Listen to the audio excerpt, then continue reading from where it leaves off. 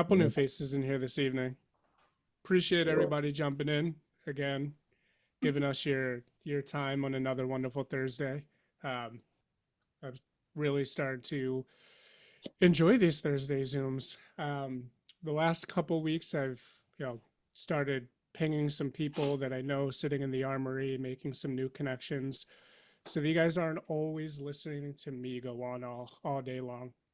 And I got a chance to reconnect with a wonderful individual that I actually got to hear a little bit more about from the last time that, or from when we actually met, and kind of cut from the same cloth. And there was a lot of similarities that were going on there that I thought was very interesting as we started to dive deep into making fun of being those people that have put systems together for other people. So I reached out to him. I asked him if he'd like to come in, and some of you may already know Bill. Some of you may not know Bill. Bill is a wonderful individual. He's a bike enthusiast. So I got to hear how he biked up and down the entire East Coast. I'm not crazy enough to do that, but um, Bill, how are you doing, brother? Well, at the moment, my mouth hurts because I cracked a tooth last week and then I got it fixed, and my mouth is still in pain, but I'm doing all right. It just, Everyone's calm. you know, dentists, right? Oh man. At least it's fixed, so the pain's temporary now. Yeah, I got a cap, Welch strong. Thanks. George is always so good. He always finds something funny to say. Yeah, I got a cap, and I got to go back, and they got to put another thing on there. But yeah, at least we're not getting wooden teeth. It wasn't in the front teeth though, right? It was in the back. You said, Yes, George. I made sure I broke it in the back. yeah. Well, when you smile, you're like, Yeah, everything's great. Otherwise, I'm just happy to be here. Stoked to see some new and old smiling faces. I appreciate you coming on. Um, yeah, for those of the individuals in here that don't know you, you know, who are you? What are you up to these days? And how did you kind of get started going down this path? Awesome. So, can we just take like 4 seconds and just all take a deep breath together so we can all just kind of like forget where we were and be present? At least I need that. I drank a lot of coffee today, so I think a couple deep breaths would be super cool to get me like back to reality. So, I'm just gonna Oh, close my eyes real absolutely. quick and mm,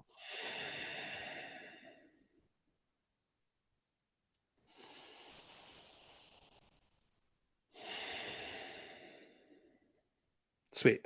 Thanks for the indulging in my woo woo ness, but it helps me be present. And if it helped anybody else, great. If not, at least you gotta take a little break from me. So I got into real estate 3 years ago, somewhere along those lines. And before I got into real estate, I was living in Philadelphia, working for a business I started with my dad, installing grab bars for the elderly and disabled. And that was great. It was really fun, and I got to spend a lot of time with my dad, probably like 10 years just working with him every day, and that was really good, bad, but looking backwards, I got to spend a lot of time with him. So that happened, and then I knew I needed a change in my life, and kind of at the end of that journey, I'm going to bring you guys back a little bit. So I got sober kind of around 2000, and I don't know, 15, so 2016, something like that, and all these like big things happened in my world all at once, and I really realized that like life is short. I got to do the things I want to do. So for me, I was working with my dad. I was also starting like an eBay business at that time to just make some more money and do some more fun stuff. And it just wasn't totally fulfilled. So I looked like inside. It was like, what does the child Bill want? What did Bill growing up want to be? What did he want to do? And a few things came up. I wanted to be a roofer. I wanted to be a window washer, and I wanted to Hmm. play out in the woods. And as adult Bill, I didn't want to be a roofer. Window washing is still really fun. If you haven't done it, go do it. It's pretty relaxing. Um, see, somebody knows. That was me, But Bill. I don't mean to interrupt you. I'll talk to you here in a bit. Love it. Keep yeah, going. I'll do that. We'll talk on days about cleaning windows. So I was like, okay, what's the living in the woods, right? That to me, that really was like the thing of my childhood. Because as a child, what did I do? I played outside all the time and I was innocent and nothing mattered. And as an adult, I wanted to get back to those roots. So my partner and I, we're always have been really adventurous. So her and I started talking more and more about hiking the Appalachian Trail, which is, if you're not familiar with it, it's a trail that goes from Georgia all the way up to Maine and you walk it. It's 2,200 miles. And we started like talking about this, and it was like both of our dreams from childhood to kind of be out adventurous, live in the land type of thing. And the one Christmas of 2019, we went on a hike and we're like, you know what? Screw it. Let's just like drop everything. Let's go figure out what life is really about. So we did. We spent the next year like planning for our next stage of our life. And that was this big journey that was going to take 6 months. So we did that. We started in March of 2020, right before COVID. COVID was not a thing when we got on the trail. And about 10 days into it, we basically emerged from the woods with no cell phone service, and a bunch of us got cell phone service, and we got into a town and there was like a big construction sign that said, "Town closes, everybody go home." And we were like, "I don't understand. What do you mean?" And that was the beginning of the zombie apocalypse for us, because we were in the woods, we didn't have a house, all we had was everything on our backs, and we were the only ones that were going to survive. That was the story we told ourselves. So it was really playing into our childhood dreams. It was really exciting. Long story short, 6 months later, we got to the end, but like we lived outside during COVID. So that whole experience just changed our lives. And after we got to Maine, we kept our journey going. We got on our bicycles and we continued riding down the East Coast, across Virginia, down to Mississippi, through Texas, onto San Diego. So we spent almost 10 months outside during COVID. Completely changed the whole trajectory of our lives. So when we were finished, we were like, well, now what? So we didn't have a place to go. It was still COVID-y. And my mother-in-law was like, go to Florida. I have a house. Go stay there. So that's what we did. We went home for Christmas and New Year's, and then we shipped off to Florida and kind of just reset. And that's when I learned a lot of stuff. I took a bunch of courses on how to make money in Facebook groups and all this other stuff, and continued my eBay business. My wife got a job working virtually as a therapist. And in Florida, if you've ever been, you know that the winter is really awesome, but then the summer is not. So I was working out of a storage unit running eBay stuff and, taking pictures and shipping things in the winter. But as soon as spring hit, it was like really hot, and storage units are not cool when it's hot. So that's when I started getting into real estate. Just like a lot of people here, you go on YouTube and you get sucked into all the people, and then you join a group. And for me, I joined Sub 2, and I had no real estate experience when I got in. So what did I do? I did the thing I really knew how to do. Just talk to people, ask good questions, and try to learn and see what I could do to help them solve the issues that they were coming up to. And that's what I did. I spent my first 90 days, and I made a goal to talk to 90 people in 90 days. And at the time, I still didn't have like a job. I was still doing eBay. So I was able to do it in like 60 days, right? So I talked to 90 people, 60 days. But after like that 60 days, I realized that all 90 people I talked to, I had no idea what I talked to them about. None. So if I talked to, I'm going to pick on George all night. If I had talked to George on day 5, on day 95, I would talk to George again randomly and I would have no idea. So I'd be like, "Oh, hey George, what's up, man?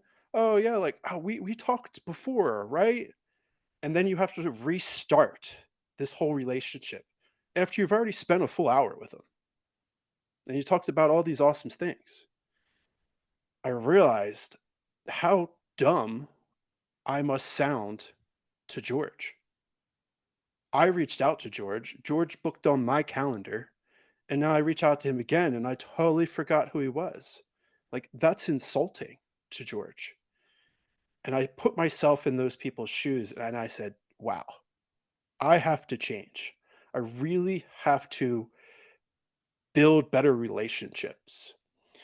And that really became the core of my whole entire existence in real estate is build better relationships, don't worry about transactions and bringing value. Just be a person, get to know each other, and see what happens. Help solve problems. Be there when somebody needs you. You don't know how you're going to interact and make money with that person. You may never, but you'll gain a friend. And over time, that friend may tell somebody about you, and you may make money on that side. So, long story short, that's what I do is I connect with a lot of people. I work on building better relationships in my circle, and I also teach people how to build better relationships in their circle. And that expands anywhere from a new real estate investor to the seasoned real estate investor.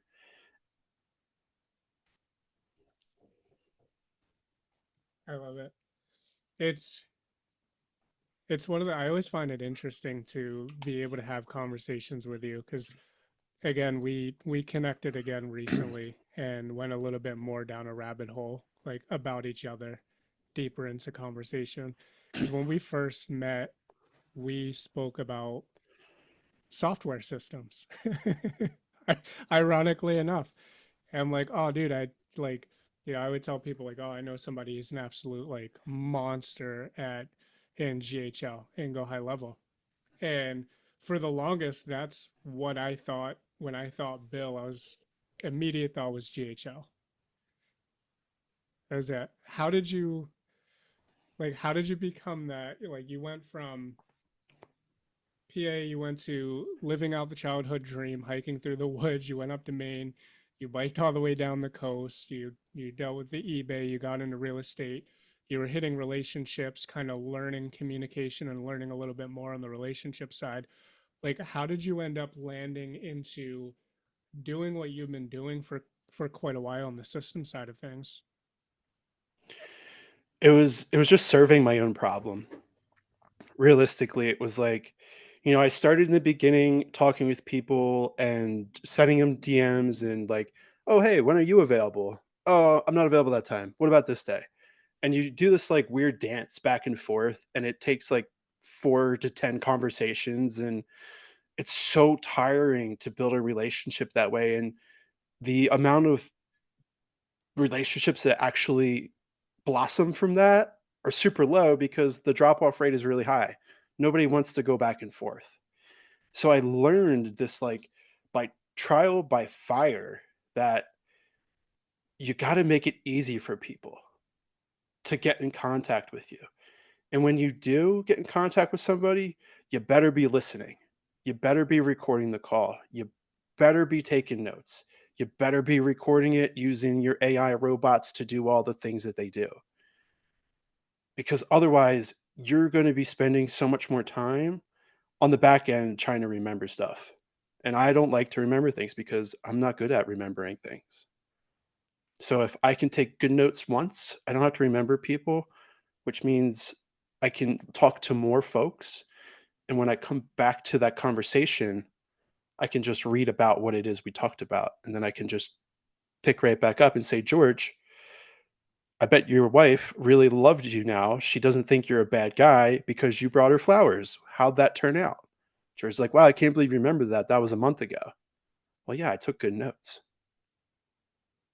Now, all of a sudden, my relationship with him is way elevated. And that goes for like any relationship. Think about your mom, your dad, your partner, your best friend, your worst enemy. If you remember something about them and you bring it up to them, they're going to love you. They're going to be like, wow, that's amazing. Thank you so much. It makes people feel special. So, to come to your point, like, how did I get to GHL?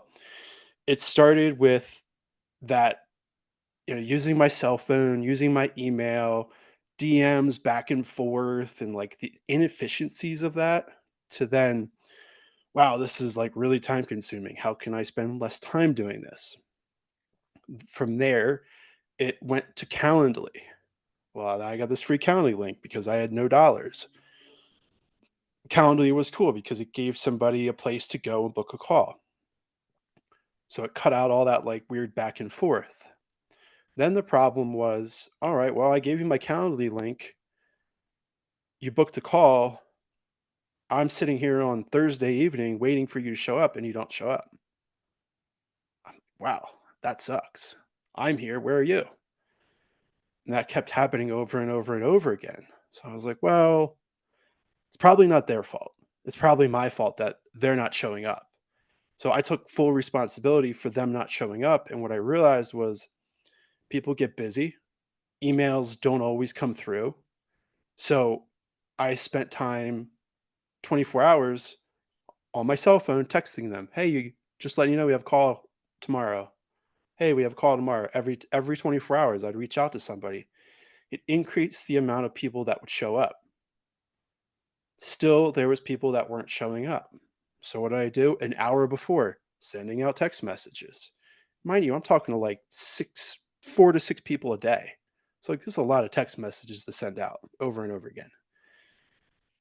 It got to a point where I was tired of sending text messages, but also I knew that the more messages I sent to people, the chances that they show up drastically increased. And if they didn't show up, they'd be like, hey, Bill, I can't make it. Totally cool if you can't make it. Just tell me. We can reschedule.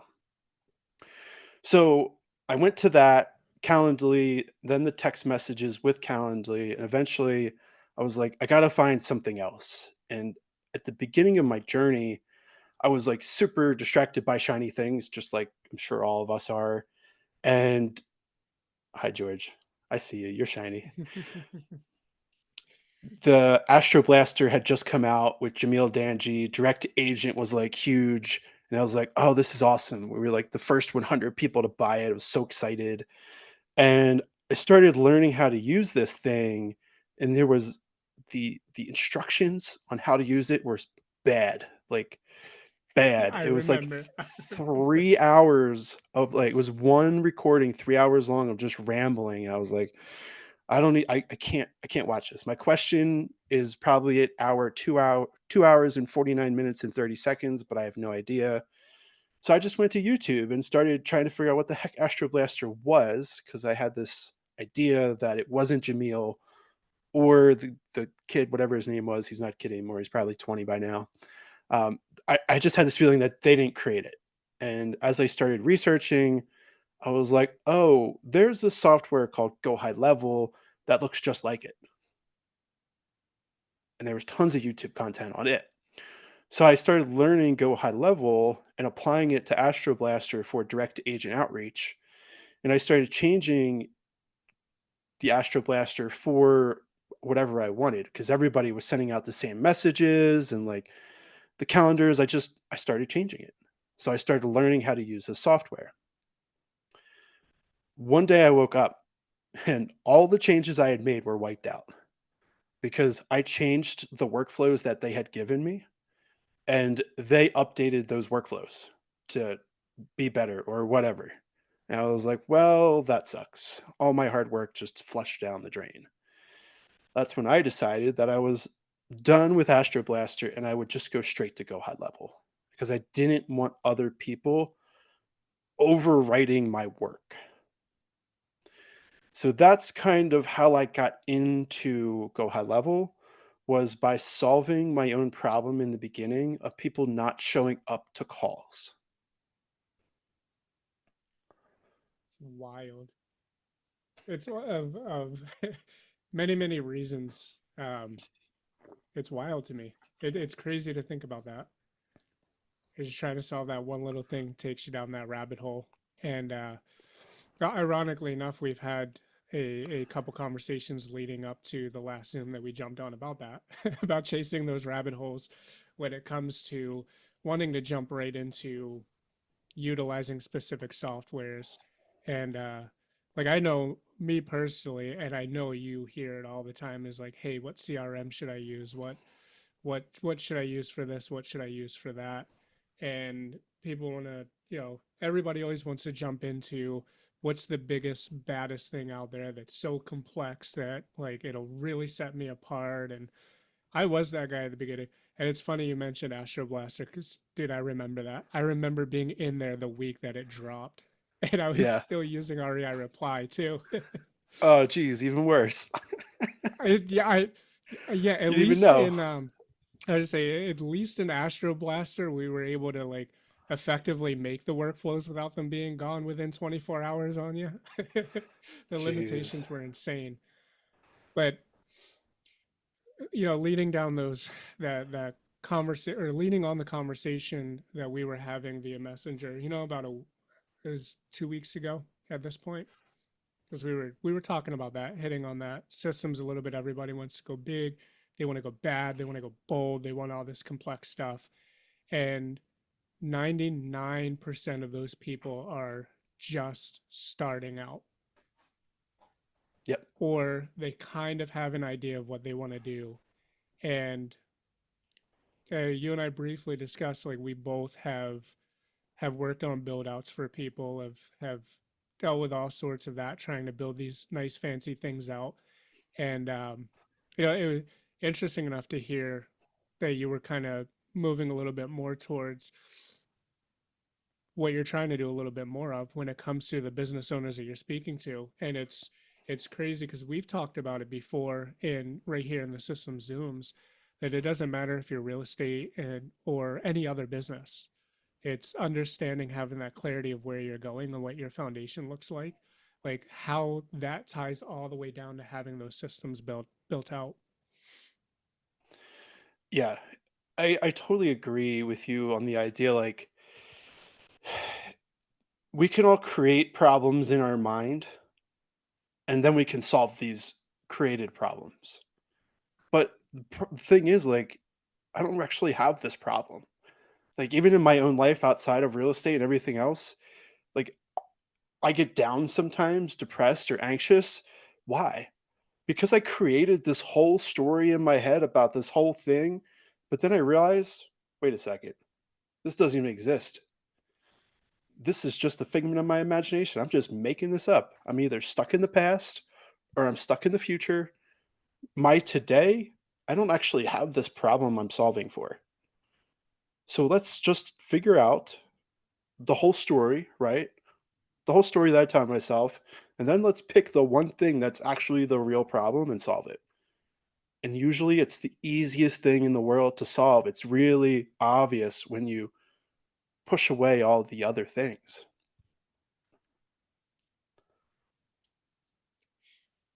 It really is. It's yeah, talk about it quite often, is having that understanding of, yes, it's great, let's have that pie in the sky, let's have that big dream, let's have what we're what we want to do, where we want to be, but to be able to understand how to kind of reverse engineer that a little bit back to where we are right now, and kind of pinpoint exactly what the issues are that we should be solving right now.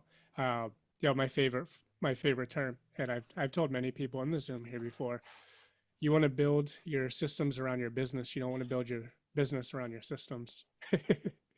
Because going down that rabbit hole, like we could talk about, you mentioned Astro Blaster, and what would have happened, with you and like being able to be where you are now, what would have happened if you decided that you were going to conform the vision that you had where you were trying to go around Astro Blaster?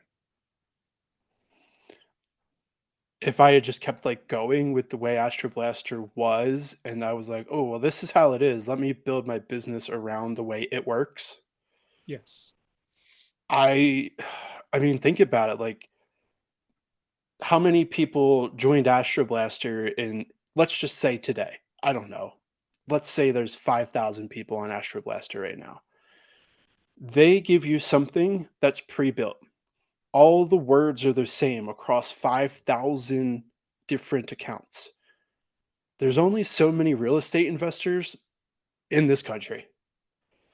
So when I press the button that says send a message that's pre-built to all the real estate investors in Georgia, and there's 20 others that are doing the same thing, my message gets drowned out and I don't have a business anymore because I'm just relying on Astro Blaster to solve my problem. That's what would happen. And that's what was happening. I could see it. I would talk to these agents and like, wow, for some reason, I'm getting all these messages and they're all kind of the same. So my pivot was, hey, I'm sure you're getting a lot of these messages and they're all saying the same thing. And then I put like some things in quotes and they'd be like, that's crazy. How'd you know that? And then I tell them, I tell them what's going on. They'd be like, oh my, they're like, I can't believe this. This was 3 years ago. This was before AI was even a thing. Nobody even realized it was it. Now agents, they get it. They're ready for it. But then they didn't even understand. So if I had just kept moving with the herd, I would have got slaughtered. But you have to change based off of who you are. Because who you are is what makes you and your business run. You can't run your business based off of somebody else's personality. I wholeheartedly agree with that. That's the very, very fundamental thing. I'll highlight somebody real quick that's holding true to that right now. We just went through and kind of set those values that we're after and what that looks like, not only for us but for our business. And they now have quite a few interviews that she actually has to have with potential people coming into their business, and is looking at those conversations completely differently, and now has actual qualified individuals just off of making that little bit of a tweak for themselves. Elena, I hope you've taken a second to pat yourself on the back you're the one I'm calling out. I love picking on people, but I hope you're taking a second to pat yourself on the back with the strides that you're making. Hi guys, my name is Elena. Actually, I posted today in sub 2 with picture about salmon caviar, and someone from you even commented this post. So right now I am recovering after partnership that did not work, but it's okay. Shit happens. So I'm building my team. I'm visionary, and my goal is to keep buying co-livings. Right now, I'm checking Texas, Florida, and Georgia. My strategy is BRRRR. I have lenders who are waiting for deals, but to find deals, this is probably the biggest. Thank you, George. You are the best. George was my first podcast mentor. Now I do my podcast weekly. Yeah, so I'm hiring operations manager right now, and actually, Ivan, your wife commented under my post, and I believe she mentioned you as in one of the possible operations manager for me. So if you are still interested, please reach out to me, because I had some conversation with her. Thank you. Sure, thank you. Yeah, let's talk. So my goal right now to find a really good and strong operations manager. Next goal is to find good acquisition manager. I have a couple acquisition people, but they are not as much strong. To be honest, great personality, but not enough for business. Yep, to move fast. I have great underwriter. I have great connections. I have great community. I actually started my own community, co-living community on Facebook. I do my podcasts. I have plenty of plans that blows out my brain. I just need good, I just need good and strong team to support my vision, to support my motion. That and the hatchet committee. But Thank you, how are you Jane. feeling?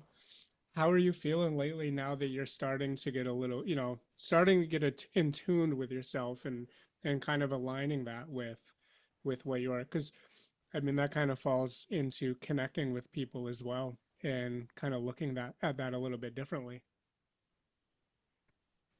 Yeah. Since I broke my last partnership, I went a lot into personal growth, into gratitude practice, so I'm believer. I'm 7 days Adventist. Anyway, I'm with Lord every day, but anyway, you need to really every day, not just only to pray. Honestly, it's not enough. You have to control everything that happens around you. You have to control your relationship with people. You have to control every single your reaction, all your thoughts, all your minds, your all mindset should be under your control. You need to meditate. You need to do journal. Yes, emotional regulation. Absolutely. You have to absolutely save your energy. Hi, Megan. Happy to see you here. You absolutely have to save your energy and to not to waste it. You need to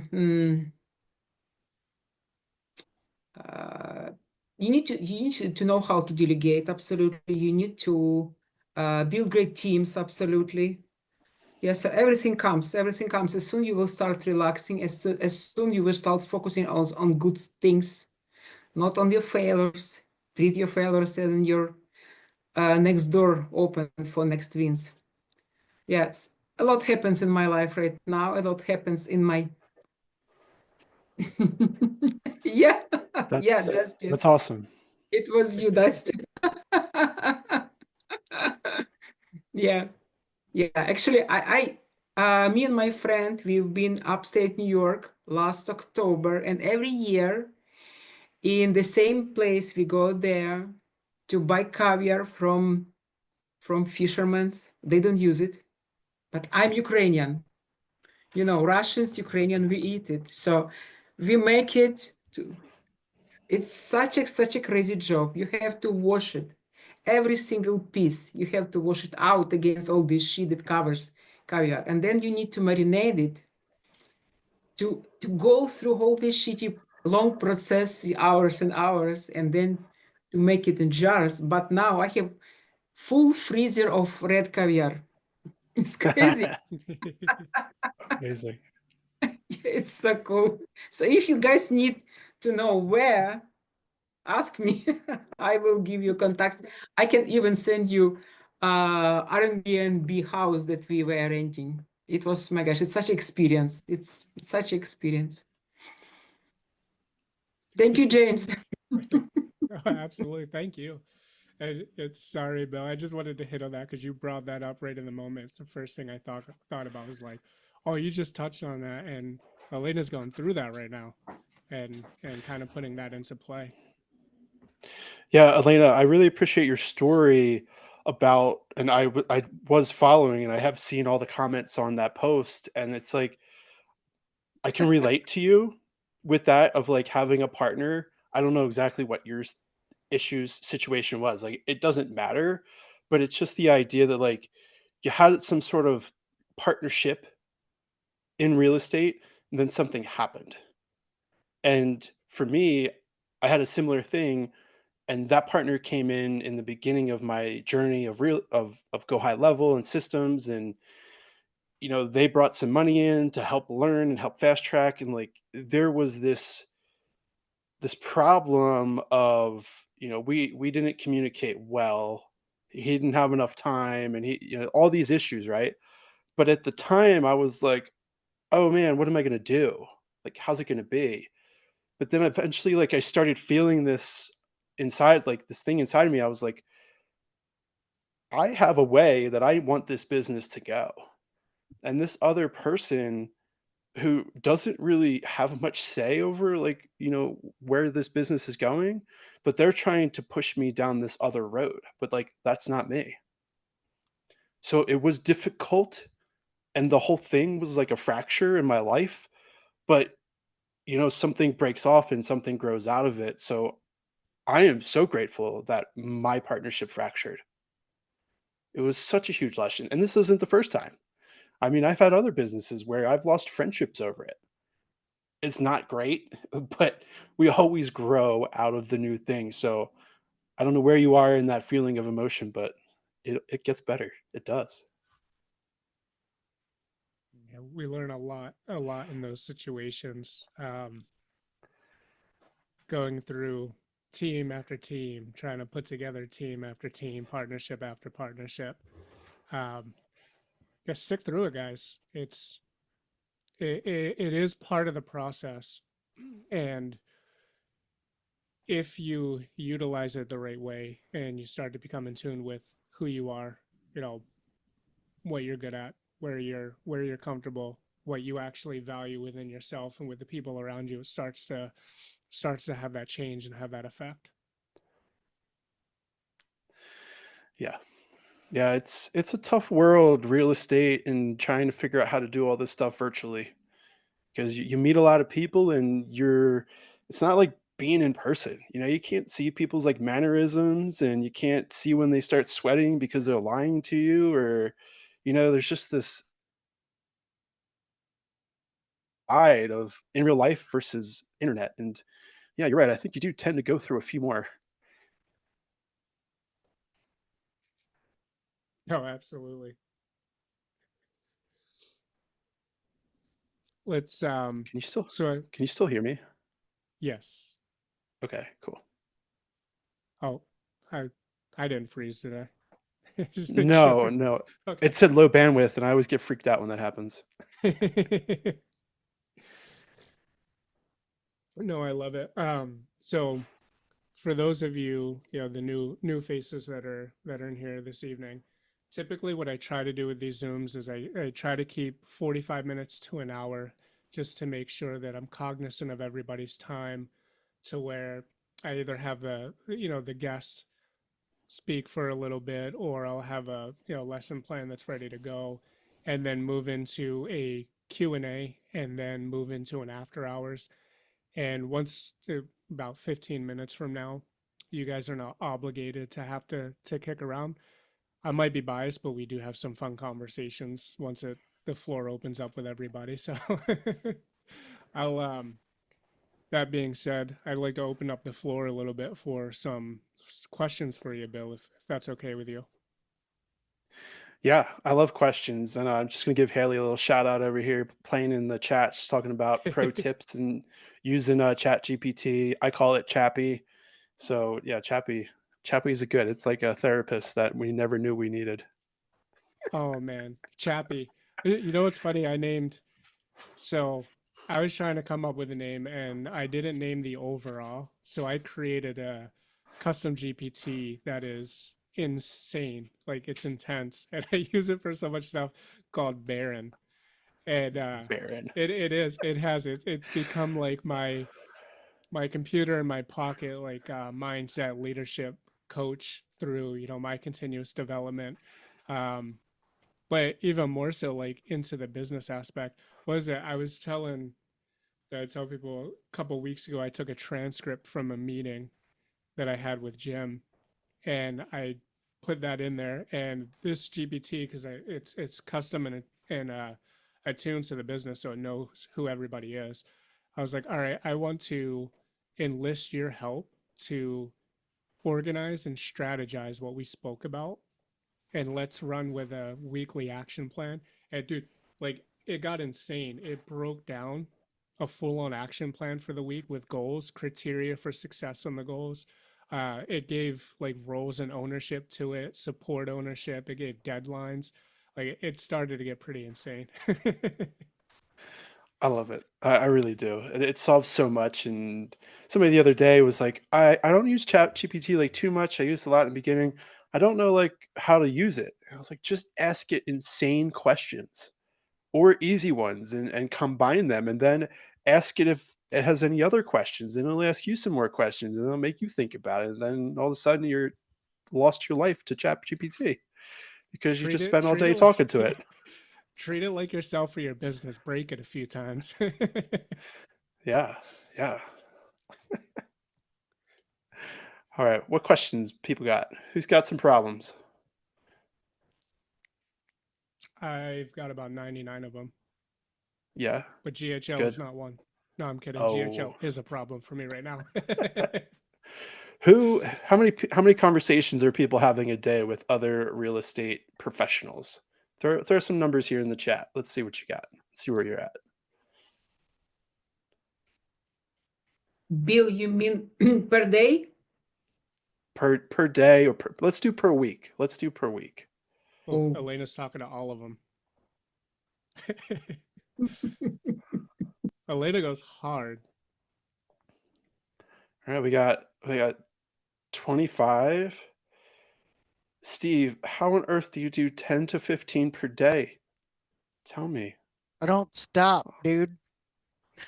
How, how long do you have these conversations for? 10 minutes? Well, it depends like what platform you're talking about. Cause I'll do Messenger. Obviously we do Zooms, or I do Zooms. I do introductions via Google Meet when people need connections. And then I have my phone, and obviously I text. So how many ways can I split my attention at one point in time? Awesome. Awesome. I really appreciate that clarity, Steve. All right, what do we got? We've got Haley's crushing bunch of DMs a day. Okay, Alex has got 20. All right, so here's my question, right? We've all got these things that we're doing. We're having these conversations. What's the purpose of the conversation? What's the purpose of all these random reach out, these random DMs? Are they actually leading to real relationships? Do you have a system in place where you send a DM? What happens? Why are you DMing them? Are you trying to get them into your system? Get them into your system, have a call with them, learn about, are they a wholesaler, an investor, a buyer, private money lender?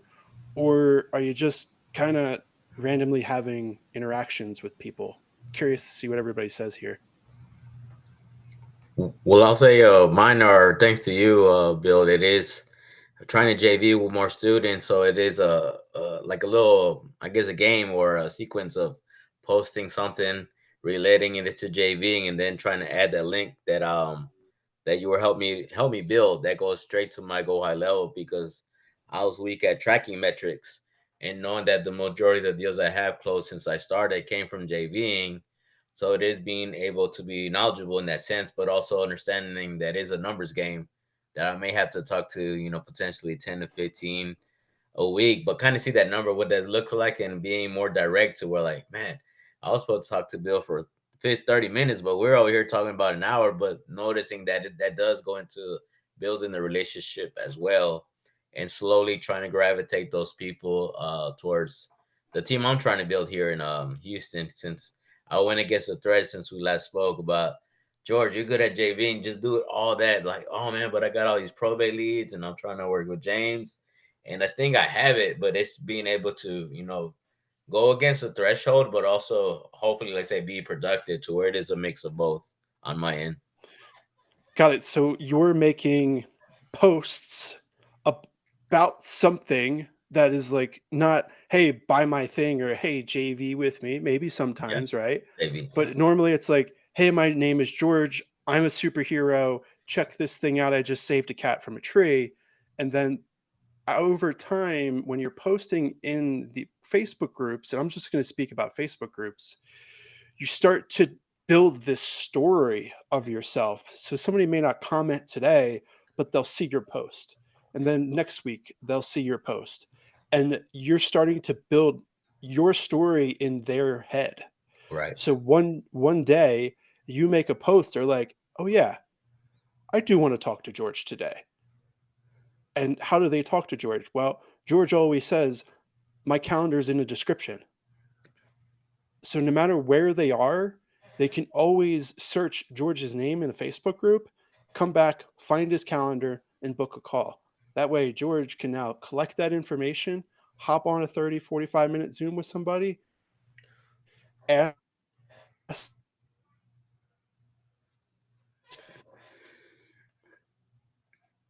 Well, you did start to go robot on us. Too a much set fire, of man. questions that are. Did everybody freeze? Oh no. You We did. lost you, bro. You were tossing We that hot lost you for a sauce. minute. That's too much hot sauce. All right. I think we're good. I got a medium signal here. So where did we lose it? I guess the intentions of those conversations are 30, 45 minutes, and then boom. Okay. So you're having these 30 to 45-minute long conversations, and you have to extract certain questions out of that conversation. Are they a lender? Are they a wholesaler? Are they a buyer? Because that's really what you're there to find out. Because when you find a deal that matches up with what they're looking for, well, how does George make money? By connecting. So yeah, the relationship is important, but if you don't collect that information, you can't do anything with it because you don't have it. And that is coming back to my origin story.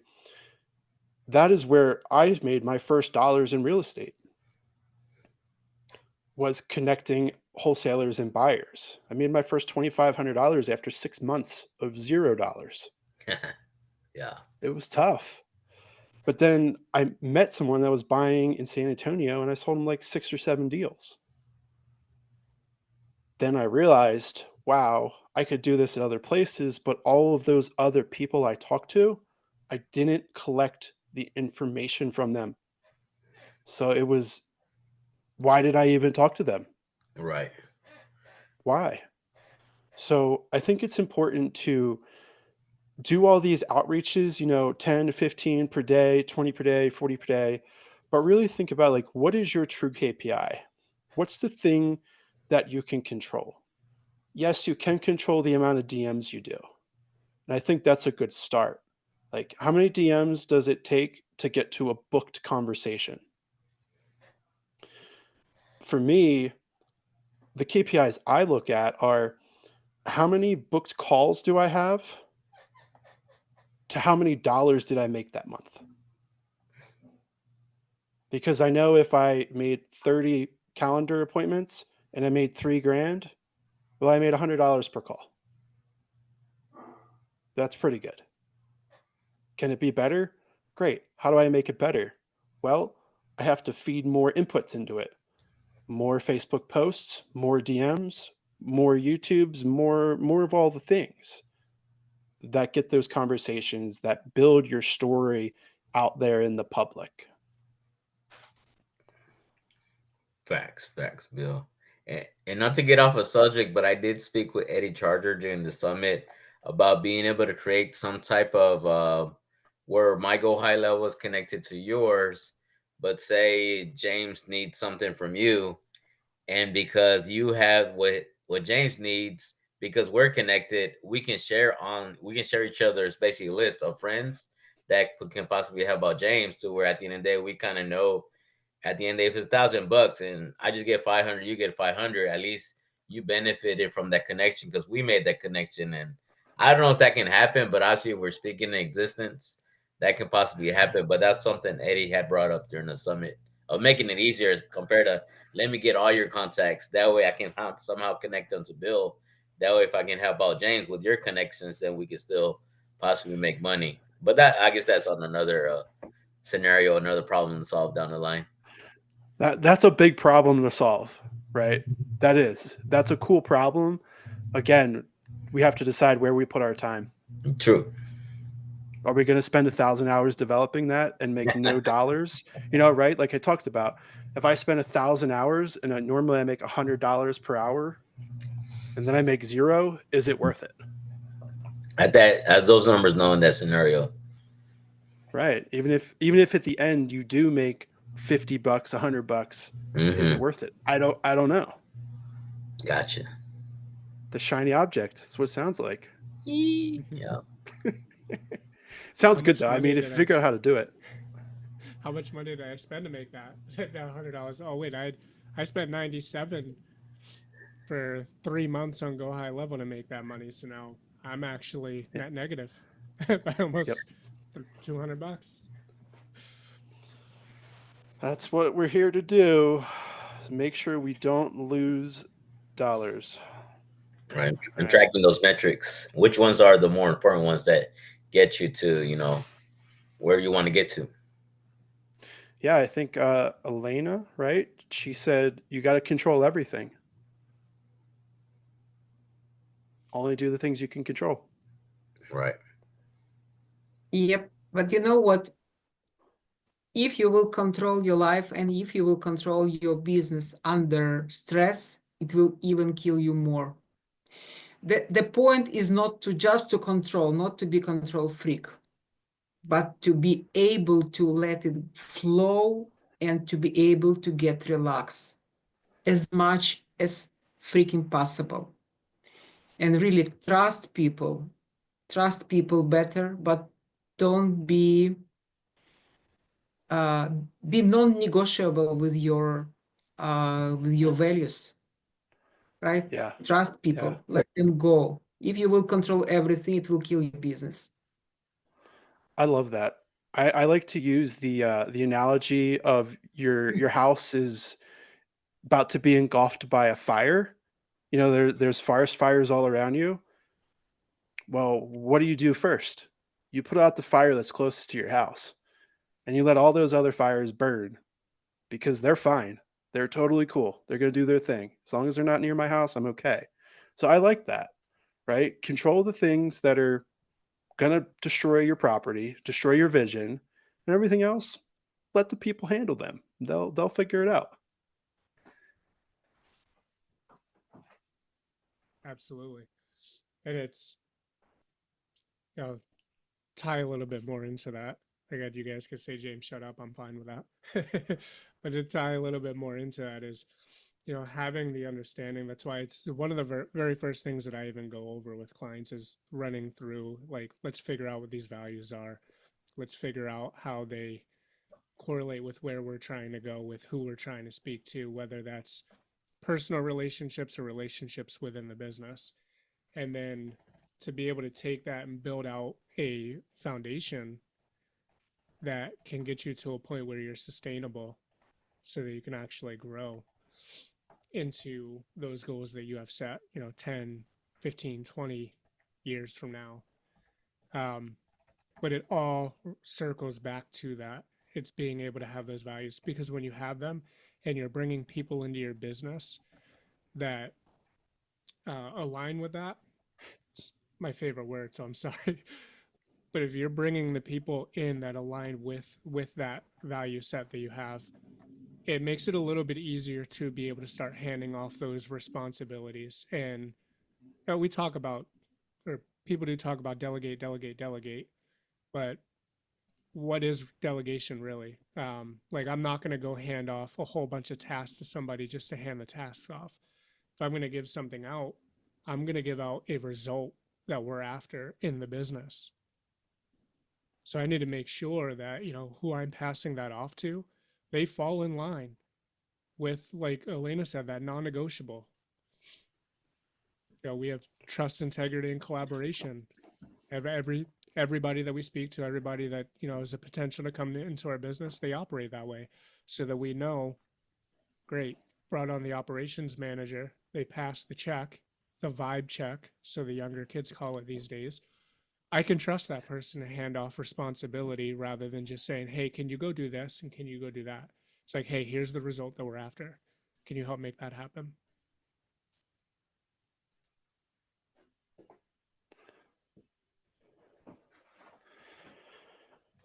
It's good to be able to let loose when you trust people and give them the autonomy to solve problems. Absolutely. It's hard to do though. It yes. When you're first starting out, it really is difficult to do. I shouldn't even say first starting out. It gets easier over time, I should say. Yeah. Yeah, Dustin says he's the Zoolander of computers. Oh boy. Not even sure what it means, but it sounds really good. It means that I do okay for a little bit, and then I'll realize that I spent 30 minutes trying to figure out how to do a hotkey, and I have to calm myself down and step away from being Marine Corps mindset so that I don't have to go buy a new computer. I love it. Dustin, what do you like to do? What's your favorite thing? I like to kill fish, man, You like to kill fish? Is that what you said? by the thousands and hundreds of thousands of pounds. Tell me, what is it that you do? You fish murderer? Commercial fishing?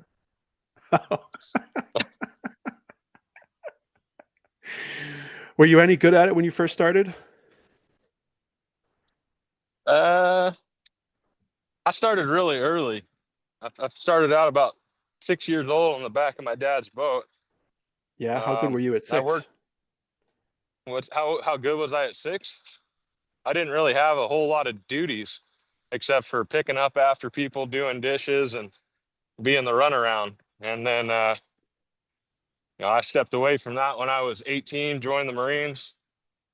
Well, actually, I went to college for a year, then dropped out, then joined the Marines, then got out and bought a boat because it's all I knew how to do was go fishing. And I Cool. was okay. And then I got better. And then technology started catching up and started falling behind some of the guys that were getting outside funding. And then my health started going all to heck and realized I needed to figure something out other than that. And I'd always invested a little bit into real estate and I knew it was a good long-term strategy. And so figured after a little bit, I'd look at doing it full time and kind of got into learning about residential assisted living. Realized I couldn't operate or be own one without having to. If I got called to be there, I had to be there. If an administrator didn't Yeah. show up, and I'm like, how am I going to do that if I'm out in the Bering Sea? I don't want to go to I don't want to go to jail Sure. for elder abuse if my administrator doesn't show up and I got 16 residents. So kind of reevaluated, pivoted, went back to work fishing and made a little bit of money and got into sub 2 and realized there's a whole nother world besides long-term rentals and fix and flips, which I'd been doing with my own money and with my own hands, and things were slow to happen as I'm fishing 9 months out of the year and trying to work on houses 3 months out of the year. Yeah. So Amazing. So when you were 6 years old, you were so bad at commercial fishing that you weren't even allowed to get near fish. You just had to clean dishes, right? kind of, it was more, most people aren't even allowed on boats until they're 14, 16, but Yeah. my dad wanted to make sure that he got to spend some time with me because he was gone 11 months out of the year, home for Christmas and a couple other holidays. So became I the love it. thing. During the summer, I was free labor. When I was 8, I got paid for the first time, $50 for 3 months. And yeah, So it's really it great took being you out there on the water, though. it took you that many years to make $50, right? Yeah. So Yeah. when you get frustrated with being the Zoolander of computers, just remember how long it took you to make $50 fishing. Oh, yeah.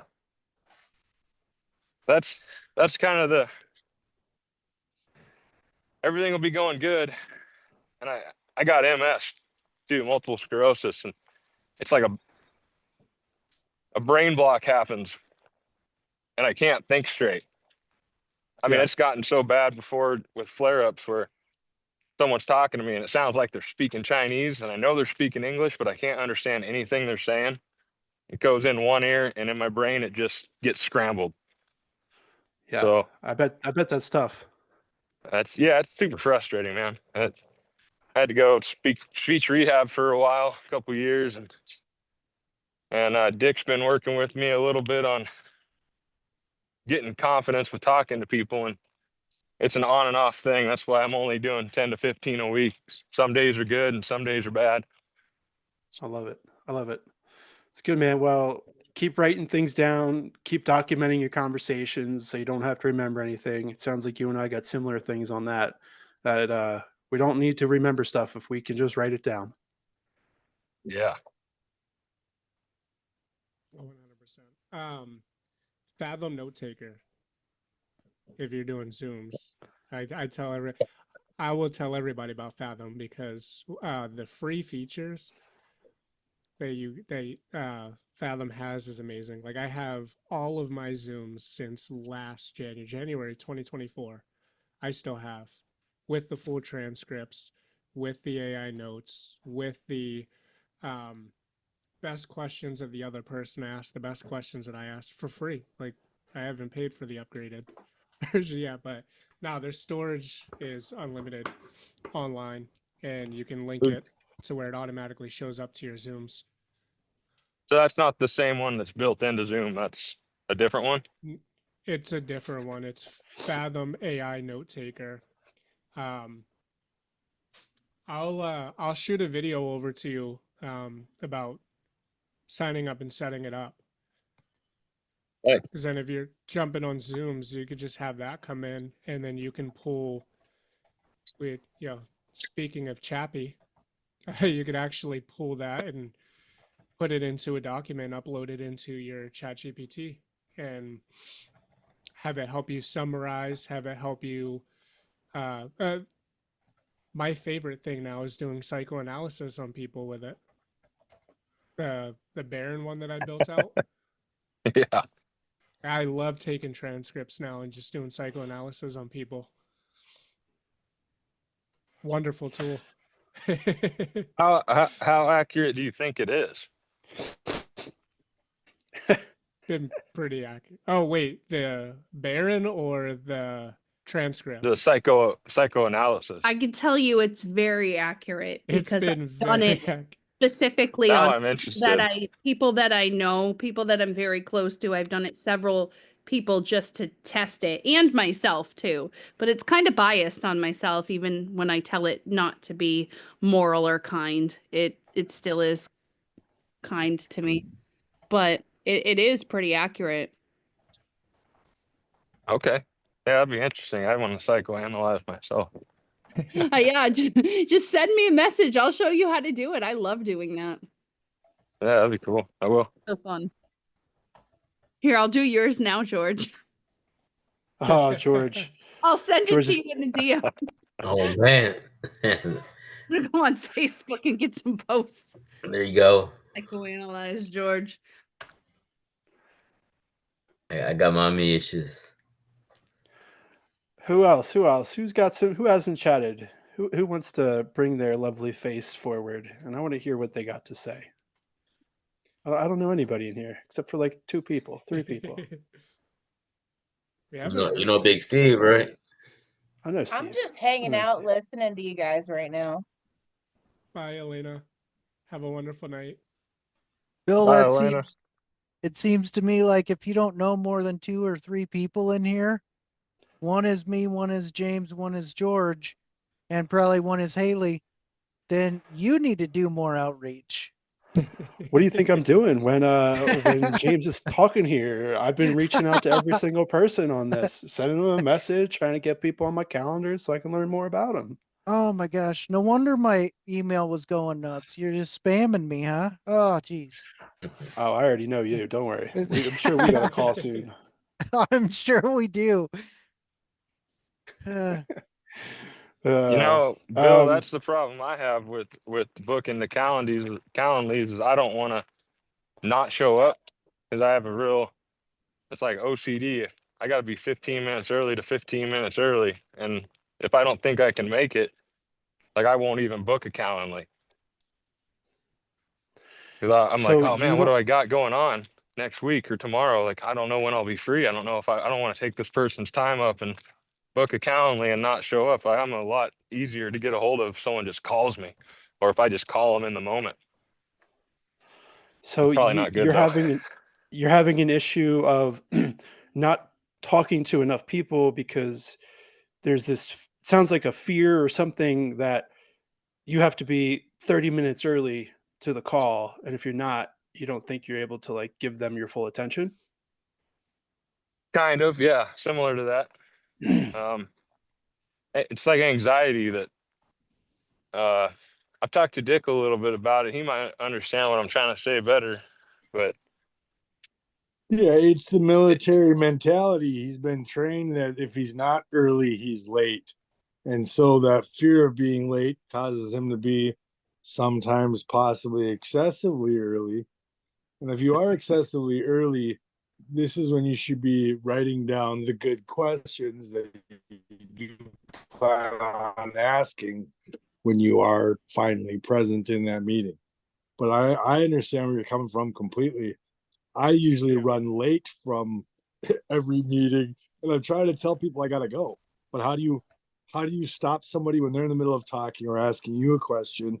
And then here's the other question I have: are you gonna risk scaring away a deer because you're shooting at a rabbit? And I don't know if this call I'm having right now is with the deer or the rabbit. that is a big one for me. Part of it's because I got another business that's always pulling me away. I'm like, should I spend an hour on my business where I know that things need to get done, or should I spend an hour on the phone just to get told no? So my advice is, and here's the fishing analogy: you grab the net and you focus on the fish that's the closest to the boat, you know. And if you're collecting crab traps, then it's that next trap. And you have to get tunnel vision and dial, you have to get focused on something. Most of us are Yeah, all over the place because we're impulsive people. We're all Yeah. impulsive people, or we wouldn't even be on this Zoom together. Right? So focusing is something that I have to focus on myself. Right. I did good. I put this on my calendar. I was still late for it though. Oh, Yeah, I you're think the good. saying is a master of many is a master of none. Yep. Yes. So, ironically, that you bring that up, there's a lot of skill set that goes into speaking to people, but there's also a lot of barriers that we end up having that block us from moving forward with conversations. Hence the feeling rude if I'm not able to give them an hour of my time or things like that. I'd love to have more chats with you later about that as well. I used to be that guy that would never turn my camera on. I'd never come off mute. Uh, I wouldn't schedule on people's calendars when they sent them to me. Or it would take me 2 weeks to schedule a call just because those thoughts popping into my head if I can't show up. You could ask Haley. I'm one of those guys like I have to be on time. I don't really care what else is going on around. Like, don't try to give me a hug right now. I'm moving because I have to be on time. Like I can't even be a second late. And what started to help is, to Bill's point earlier, documenting and recording. You could use that kind of as like a multifaceted thing, resource that you have. And and this was just me personally. It started to help with that. I started utilizing those recordings, those transcripts, so I can see, but then I can also watch and listen how people were communicating with me and how I was communicating with them. So if there's moments where like I knew like in real time in the call, I was so worried about being rude for having to cut the call short.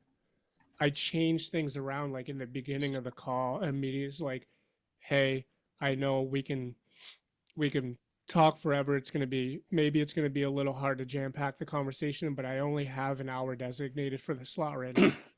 And then I started watching the way people would react to some of those things, and it started to kind of help a little bit with how my conversations went. And as that started to happen, my confidence started to go up a little bit more about actually scheduling the calls, getting on the Zooms, talking to people. Um, that's the one thing from my perspective. Zooms are Yeah. easier because they're face to face. I can see people's reaction and to an extent read some of their body language, but over the phone with no face to see or read, Yeah. it's really difficult. And I Dick might be able to kind of confirm that a little bit. Like I was kind of awkward the first couple calls, but after I got to know him, like it was a lot easier because we'd built that rapport and I understood his pauses and his tones a little bit better. Okay. So building those skills, do you have an iPhone or do you have an Android? I have an iPhone right now. I have an Android, but I don't use it anymore. Okay. I don't have an iPhone. I have an Android. I'm one of those guys. But To be honest, I like the Android better, but iPhone's simpler. with iPhone, now they have it as of recent a couple months ago to where you can actually record calls when you're on there. You can start the recording. I ask 100% when I go into a Zoom, if it's a registered Zoom or private, my note taker didn't go in, I will stop any conversation like, hey, do you mind if I bring the note taker in, or do you mind approving the note taker? I have this in here so that I can continue developing XYZ skills. I have never had somebody tell me no to doing that. And I've always been like, this is how I learn to effectively communicate better. Do you mind if I bring this in here?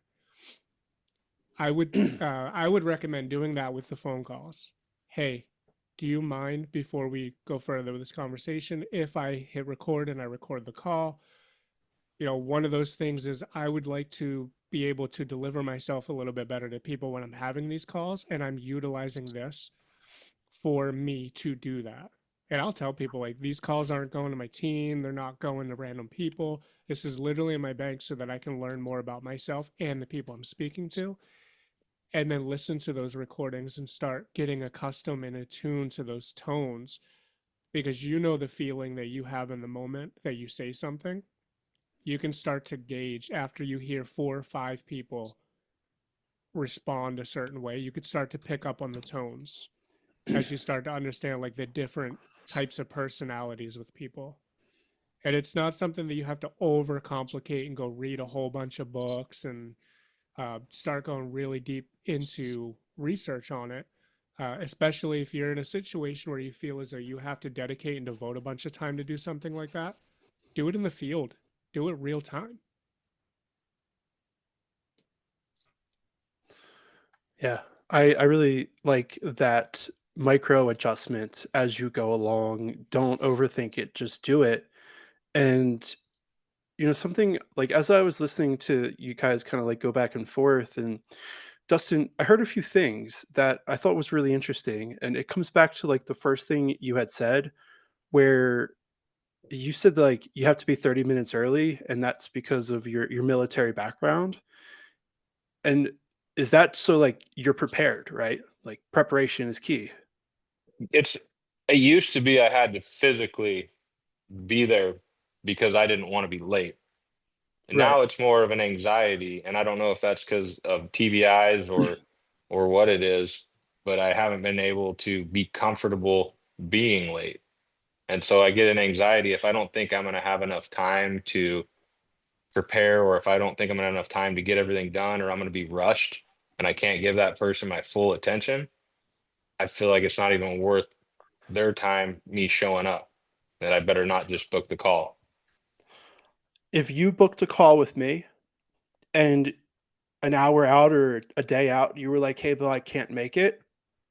That's the best thing you could do. Mhm. Tell me you can't make it. Because you know what I'm going to do? I'm going to press a button and I have an automation that's going to send you my calendar again. And you're just going to be able to book another call. But what I was thinking is that, you have this thing where you're like, I got to be early. Dude, you have such a powerful, like a superpower there, because now you can show up early and you can internet sleuth the heck out of that person. So when you get on that call with them, You can be like, "Hey, I saw you won an award for the shiniest dog in Georgia," and they'll be like, "What are you? What do you? How do you even know that?" You're like, "Yeah, I'm awesome. I know everything about you," and you can spend that time preparing, and you know that it's probably going to take you 15 minutes to prepare or less as you get better. So you guys got to show up 10 minutes before, go on the internet, type their name in, find some stuff out, blow their mind, record the call, and be awkward, dude. Be awkward. It's such a superpower that is like this thing that everybody's like, "Oh, I can't be awkward." Being awkward is the best way to build a relationship. Mhm. Because if you're what's the opposite of awkward? Rigid. You break down those defenses. Yeah. If I you're struggle with that for sure. think about when somebody tries to sell you something and they're like, "Hey, Dustin, what's going on? I see you have an Android there. Do you like it?" You're like, "Dude, leave me alone." Yeah. That's They've got their kind of they my got their A yeah. right? They've got their AT&T shirt on. Or the opposite, which is like, "Hey, what's going on?" This is a really weird question, but like I have a Apple phone, like you have an Android. What's that like for you? Super awkward. But it's like a real question. Yeah. That's your superpower, man. You got two superpowers. You've covered them up with fear, but they're your superpowers. Wear them. Oh, 100%. One of my favorites is if I have 5 minutes to spare before I jump on a call, I go search somebody on Facebook and then Yeah. I'll scroll all the way down and then I'll see a post that they posted like months ago. And then when I get on the call, I'm like, oh, yo, oh, so I just I saw a post like a week ago from you. How did that situation turn out? Yep. Everything all good? Yep. It That's it it. immediately throws them off guard. And then they come down to now they're speaking at you like they probably prepared too, or they have a script that they're following and you just took them off of that. And now this is where Mhm. real conversation can start to happen. So I love that, Bill. I absolutely love It's those just the tactics. smallest trick, but like you would do the same thing if you were going out on a date with somebody. You would probably either find out something about them or find out that their father has a collector car or that they like playing golf. So you got to that house and you brought Mr. or Mrs. whoever a golf club, and they'd be like, "Wow, that's crazy. I like you already."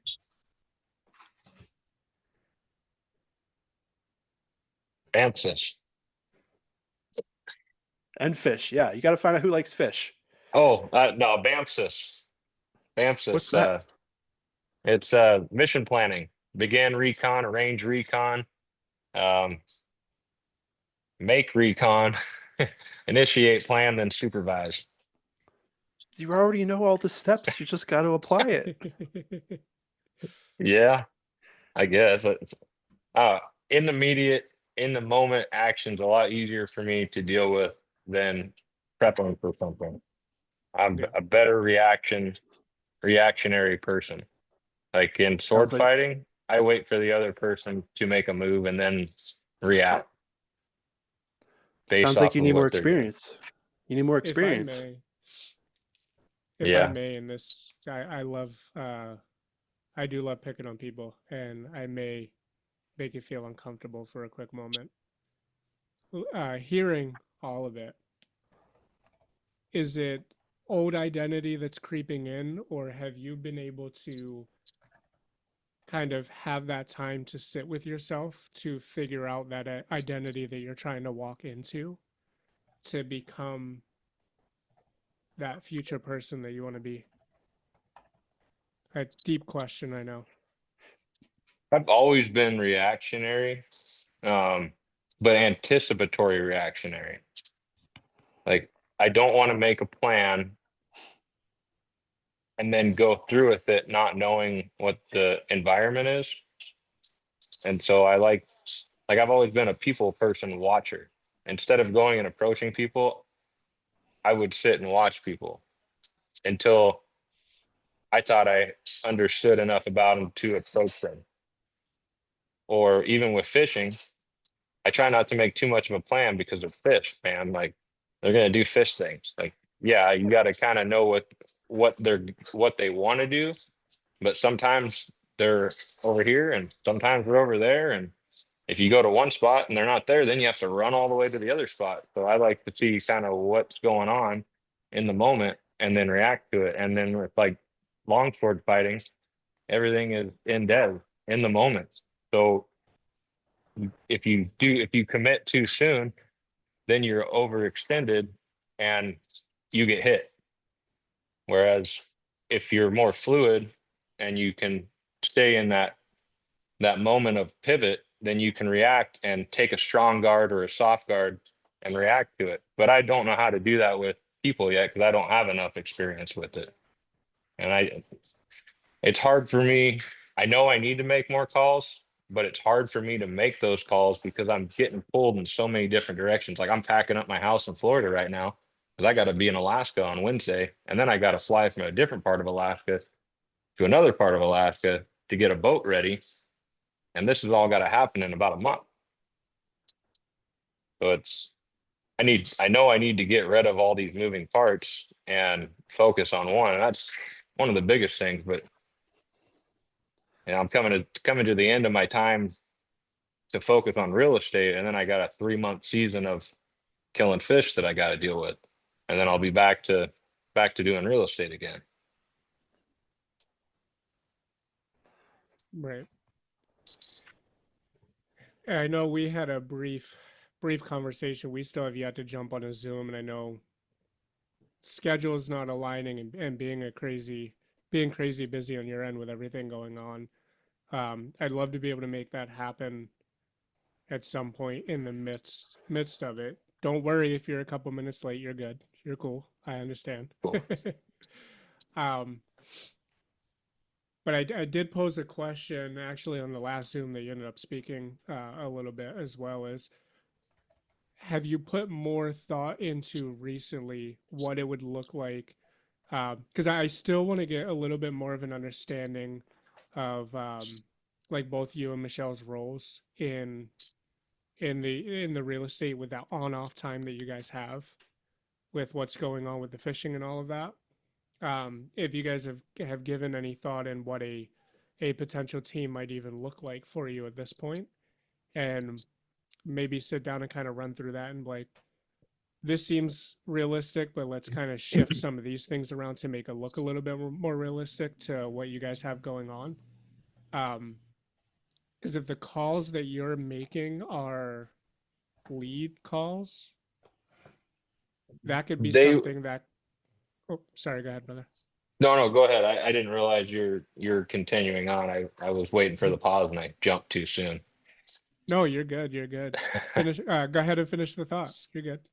I was making lead calls off someone else's prop AI, but they weren't going anywhere. They were like skip trace AI, and I had to follow up on the AI, and it was mostly just getting cussed out from guys that were already pre-pissed off from the AI calling. And I was like, well, this isn't going good. I got so many other things to do that it's hard for me to really want to do this. And I'm sure that came through on the call because you never know what you're going to get. And it was that surprise factor that would throw me off.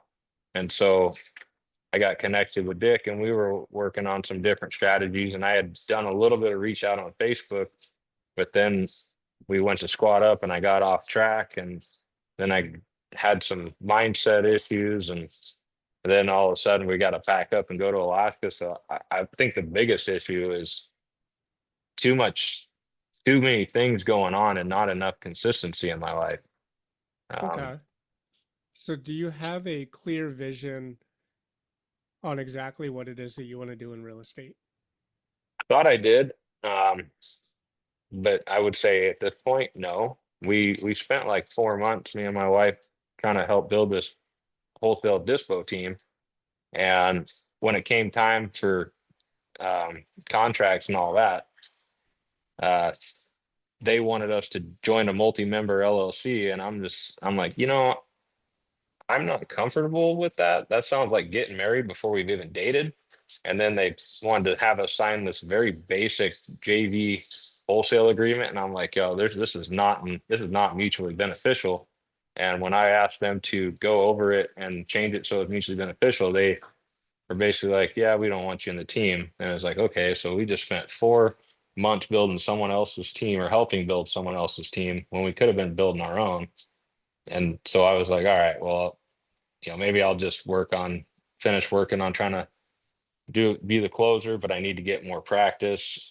And now I got to go straight to fishing. So, but fishing it's fishing. It's like agriculture, farming. You got good years, you got bad years, and you got to prep for it no matter what, because you never know what it's going to be. Right. And so I just kind of in my mind put real estate on the back burner and figured like what's the least amount of commitment where I can still bring value. And so I figured I'd just still work on my closer skills, but pivot it and try and help raise capital instead of doing seller calls, because it's really frustrating and hard for me to call a bunch of random people and get told no and no and no over again. And I try and reframe it in my head to be like fishing, like, well, you're not making money if your net's not wet. So, keep making those sets. But if you keep making the sets and you haven't caught a single fish yet, like you're probably fishing in the wrong area. And now you're just burning diesel. So Right. trying to figure out where to set the net in real estate is really where I'm not sure where to go right at this point. And So I love that you said that. I absolutely love that you said that, because you're already miles ahead of a lot of people with their understanding in real estate if you actually applied that analogy that you used with business. Yes, real estate, it's a topic, it's an industry, it's a type of business, but business is business. The foundation looks very similar. The only thing that changes are the industry that you're in, the people, and the processes that you build out or have in place. It's the only thing that really changes. So for you to have that understanding that you're casting the net in that wrong pond, yeah, putting that out there in the wrong area, then you know you're not necessarily where you need to be to do what you guys want to do. So you have to come back and ask that very basic question is, because if you're wholesaling, that's a business. If you want to buy, that's a business. If you want to do fix and flip, that's a business. If you want to be a connector, dude, that's a business.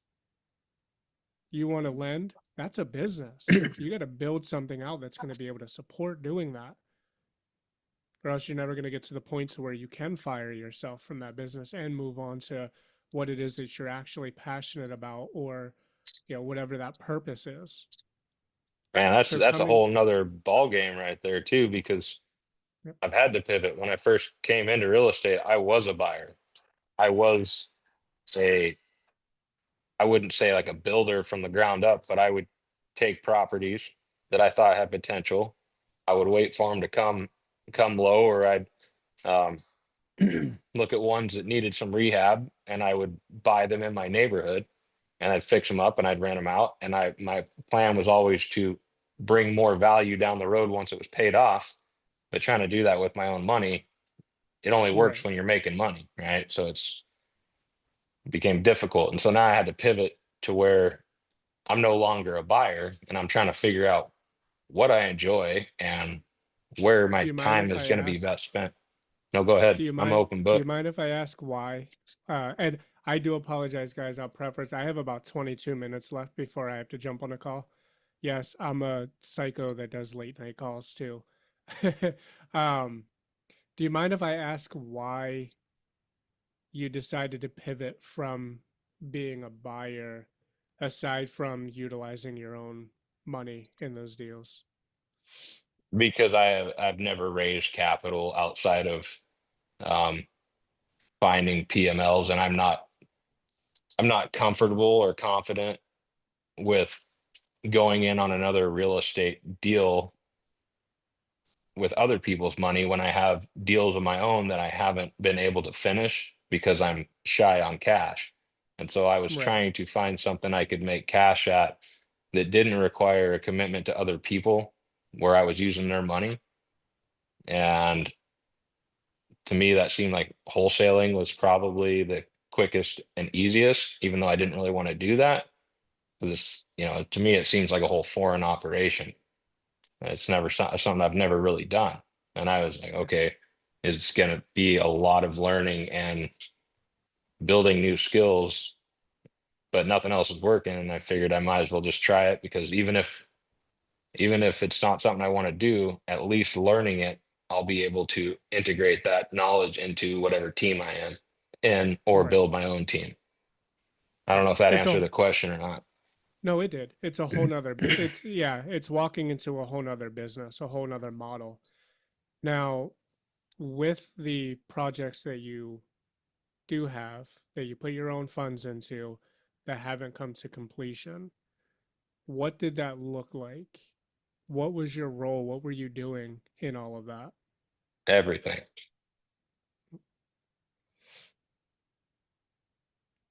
In between fishing and running a business and fishing, and then in my free time, I would contract and go work on other boats as a deck boss or an engineer. And I Right. had to step away from that because of medical issues, which took a big pay cut, and that's why a lot of the projects I got going on are on the back burner. Now, I like being straightforward. I don't like to cut corners when I do talk to people. If I'm being honest, from my opinion, you are a serial solopreneur. I don't know what that is. So a solopreneur is an entrepreneur that works by themselves. Serial means multiple. You do Okay. multiple things. A lot of people here, I can almost beg to argue, want to be either involved or have multiple businesses at some point. For an entrepreneur that understands what a business looks like, is able to build the foundation, build the people, and then move over, have another business that's fully functional, that's when you become a serial entrepreneur, because you're not doing it yourself. You're building out those teams. Personally, in my opinion, I don't think the pivot that you needed to make at that time was to switch from buying. I Okay. personally feel that the pivot that you needed to make was understanding, how do I go from being a serial solopreneur to a serial entrepreneur? Now, I know within the fishing industry, it is a little bit of a difference. So there is that gap that's there, because a lot of what you do, it is you, and you have to be hands on with that. And you know, we even mentioned it the last time, like it's a little bit different when you're talking about hundreds of thousands of dollars of equipment that you're trusting those other people with. But at the same time, real estate's basically the same way. When you're a buyer, you're entrusting a bunch of people around you with hundreds and thousands of millions of dollars, both capital and an asset. You don't need to know how to do everything. If you start working on the skill sets that you have, the ones that you do, and Bill brought some of those up earlier, highlighted quite a bit of that, superpowers that you have a lot of really good superpowers that would be very effective if you were to take that and apply that into putting a team around you and helping direct a team, because you already understand what a good cadence looks like. You already have some vision. So being able to build that up around you, like, for example, we'll talk about my team. And we ended up figuring out exactly what we wanted to do, figured out our goals, we figured out our values, and then we sat down and we're like, all right, so what defines success in the business? Now, we didn't just partner to partner because we partnered with people. Each one of us have a different skill set. I can't underwrite. Like, I'll tell the team to buy a horrible deal if I have to analyze it. And I'll never tell anybody anything different. I cannot analyze deals. I could do a quick look, like, yeah, it looks good or it looks terrible. But to actually analyze it, not me, dude. I have a partner within my business that oversees that operational component within our business. Marketing, I'm not the greatest. It's social media is my Achilles heel. Haley's phenomenal at it. So I don't touch it. Business relations, yes, I love speaking to people, but doing all of the things that I want to do and having the higher level conversations, trying to bring partnerships into the business, trying to bring some of those higher level people over our way and to be able to really build something out big, I don't have the time to be calling a bunch of lenders all day long, jumping on with a bunch of wholesalers all day long. I have to be very intentional with my time. And that's split between the coaching, that's split between what I'm giving back to you guys for these Zooms, and that's split towards also split towards some of those higher level conversations. So what did I end up having to do? I had to take people and to be able to put them in a place that's now handling that. Because I understand what the core processes are. I know the 3 things that have to happen in order for us to buy a deal.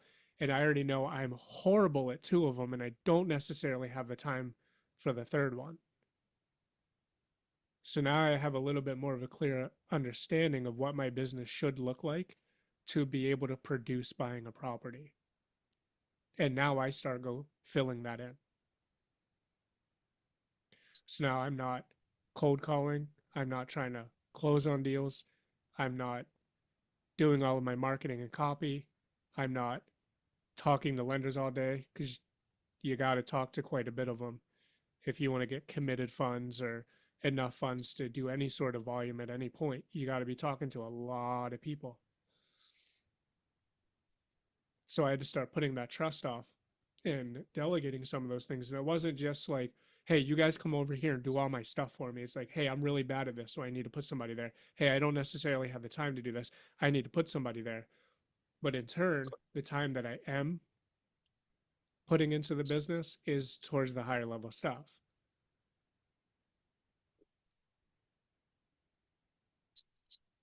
The other side of that argument as well is you have 2 things that you can leverage. You have time or you have money. It's kind of why investors raise capital, because they have the time, but most of them don't have the money. If you don't have either one, you've got to figure out how to leverage both of those, not coming directly from you.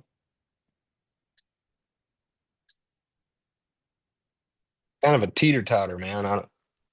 Because when I get done with fishing, I usually have a chunk of change and it gets allocated quick. Yep. And then I have a lot of time, but no money. And when I'm fishing, Which I is don't fine. have any time. I don't have time for anything else but fish when I'm fishing. And I've kind of made the real hard decision that I'm gonna sell my crab business down here, because frankly, I don't want to do it anymore. It takes me out of the game. It doesn't pay enough.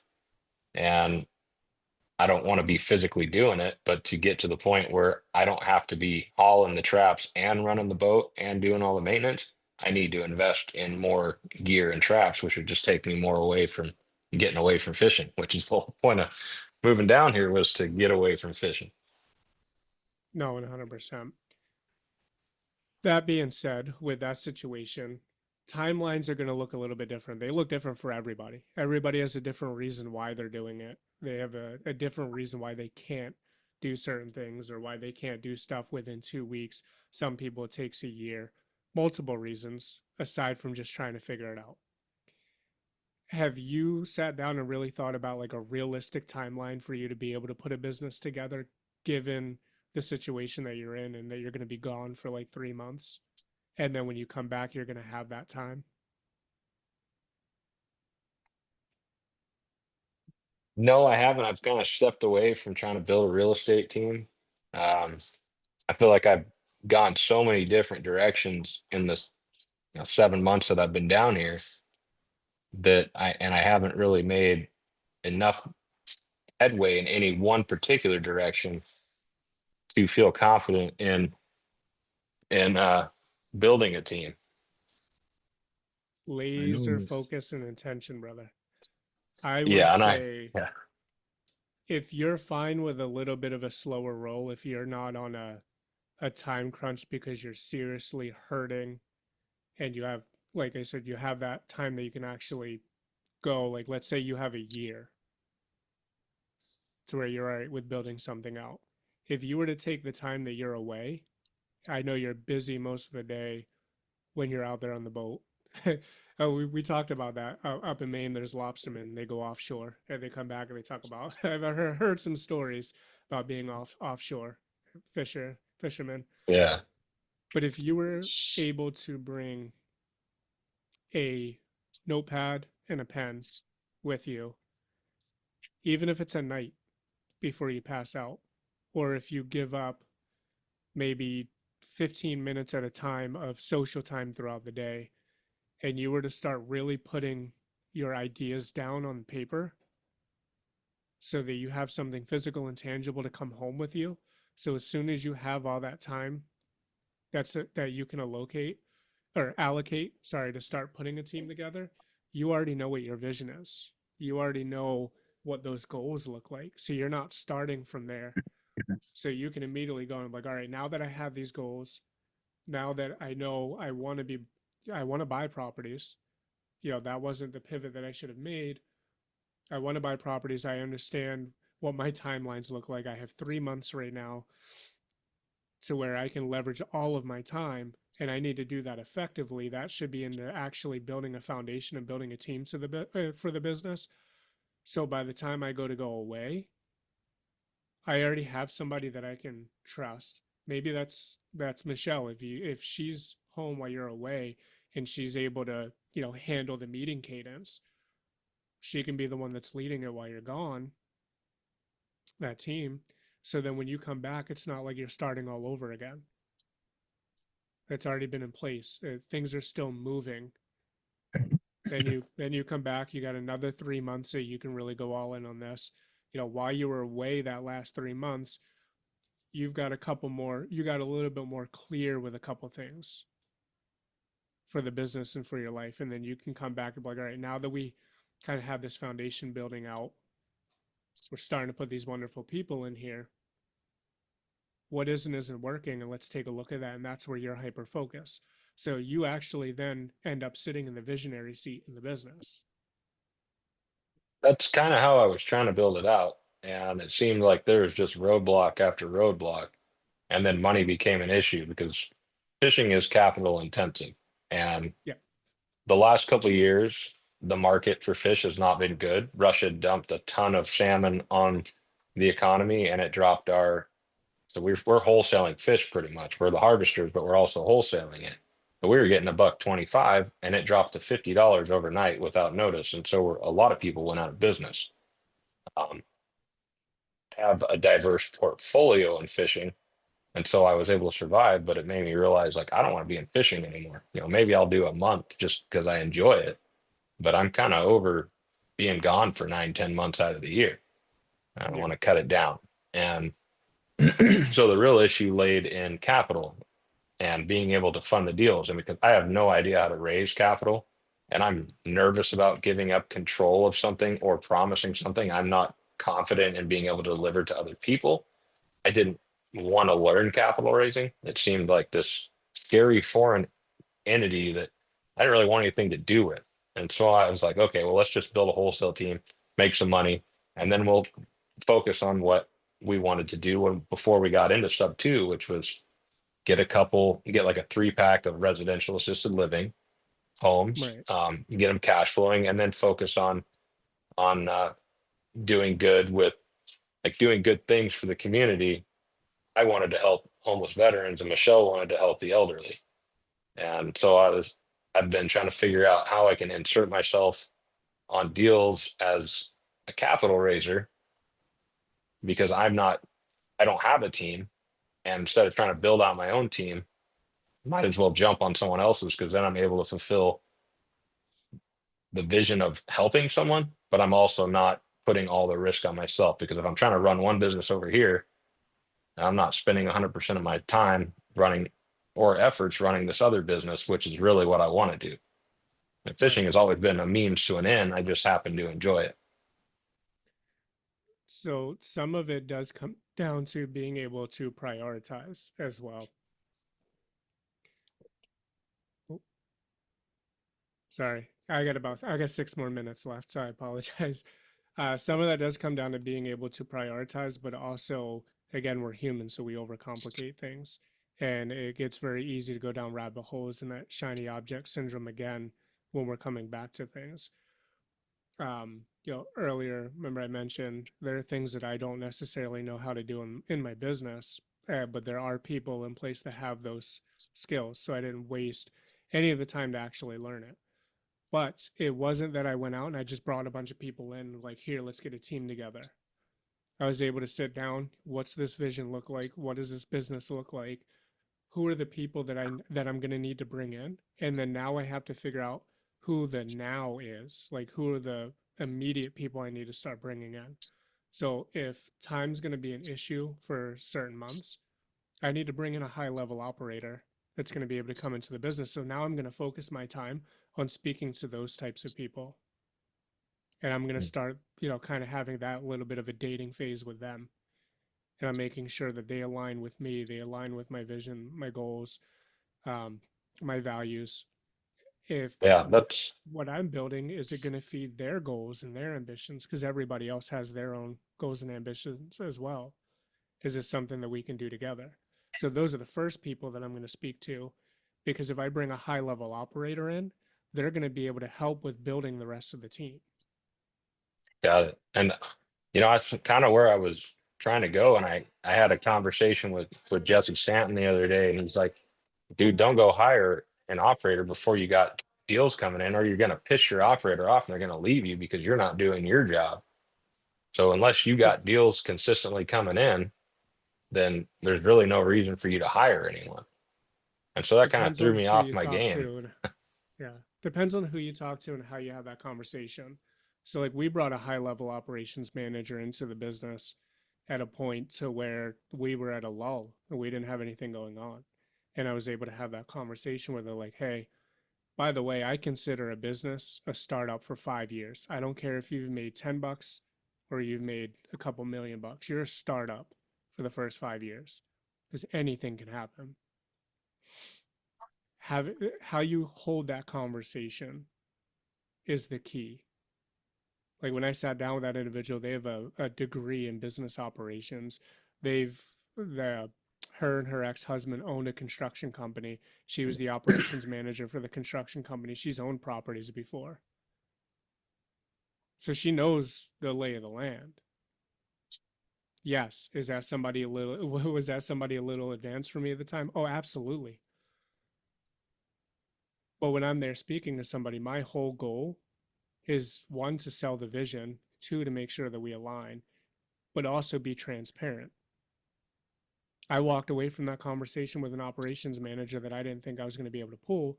And it was the same thing. It was, well, if we're at a lull right now, we don't have properties coming in, like that's going to be an issue. They're not going to want to be around. But it framed the conversation a little bit differently. Like, I'm bringing you, I would be bringing you, and the person that I'm looking for to fill this role is to help build this operation. Yeah, pay is horrible. We're all making commission. There's going to be times where we're not making any money at all. It's going to suck. Ideally, I would like to get us to a point where we're sustainable so I can pay you a salary. So you're going to be a part of that process all the way through. So even when it comes to dictating what the salary is going to be, you're going to be a part of that process. So I was fully transparent about the entire situation. And I was just watching the way that they were reacting to a lot of the things that I was saying. There's a lot of the times that a lot of things don't happen for people because they're afraid to have a conversation with somebody. And yeah, there's going to be a lot of times where you will jump in to have a conversation with a high level operator and they're going to tell you to kick rocks and get lost. It's just like anything else that you've done in real estate. I mean, if you're wholesaling and you're cold calling, you learn this one real quick. You're going to get a whole lot of nasty words before you get yeah, I'll entertain your offer. It's the same thing. It's building up a little bit of confidence to be able to have those conversations. But it's also, be you, man. Don't try to go in there impressing. And where people really do get mad, what I found with higher level operators, is when you start talking yourself up. I'm going to be making $100,000 a month, within 3 months. And this is what you're going to be a part of. And we're going to do this. And they don't like that. That's going to make them mad.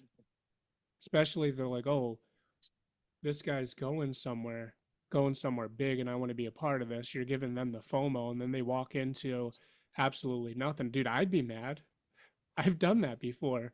Walked in absolutely nothing because it was talked up. All comes down to the conversation. But it is 9 p.m. I do have a call that I have to jump on. So I do appreciate everybody coming in on a Thursday. Dustin, let's definitely connect and talk a little bit more, brother. Yeah, I'd love to. And is there a way to screenshot the chat? Because I am horrible at following these chats in the middle of I'll the. send it to you. Oh, thank you so much. Appreciate it. I record everything, like Bill said. We document, record everything. I Yeah, always yeah. forget to hit. I always forget to hit record. I don't. And I use my Fathom taker, so when we jump on a Zoom, I'll send you the link to my Fathom recording so that you'll get the transcript, you'll get all of that fun jazz that comes along with it as well. Awesome. I appreciate that. Yeah, absolutely. Bill, thank you, brother. Thank you. Thank you. I put my calendar link in the chat.